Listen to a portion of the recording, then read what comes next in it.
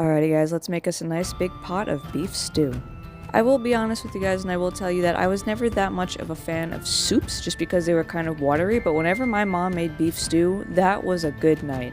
Beef stew is thicker, that's why it's called a stew. It's hearty, it's full of these vegetables that are just like soft and delicious, all the sweet carrots, all the potato, it's so good. And when you add a couple special ingredients like red wine and apple, it only makes it all the richer.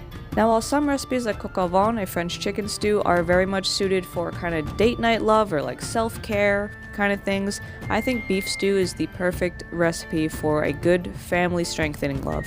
It's the kind of almost tavern meal that you feed your family when you know they're going to have a rough week or when it's just been cold and blustery outside and you want to add that little bit of comfort and grounding and stability that everyone needs this time of year. We're in it for the long haul until the weather starts getting warmer, but at least its sunshine is starting to get lengthier. It is no longer super dark at 4 p.m. and thank God for that. But as you can see here, the procedure for this stew is so simple. Onion in the pot, garlic in the pot, get some carrots in there, get an apple in there, chop up all your potatoes, chop up all your beef, and with these big chunks, make sure you cut them up into like smaller one-size pieces. You don't want to have these massive big chunks because then it's harder for the actual soup to penetrate the meat itself. You're going to have a nice juicy bit on the outside and the inside is going to be dry. So definitely cut them up nice and small, get everything together, get your wine, get your seasonings, and honestly, best thing about stew, once you get all this stuff in the pot, you literally just leave it and it cooks itself.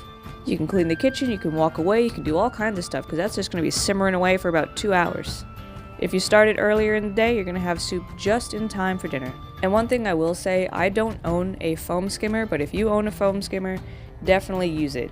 Because after this has been simmering for maybe, 20 minutes or so, there is going to be a lot of this gray foam on top. You're going to want to just take it off any way you can. I'm using paper towels because, again, I don't have a foam skimmer. And my boyfriend likes to mash up the potatoes and carrots in there. It makes it a little thicker. But after that, serve it with some fresh bread, and you are on your way to a glorious tavern-esque meal. Enjoy!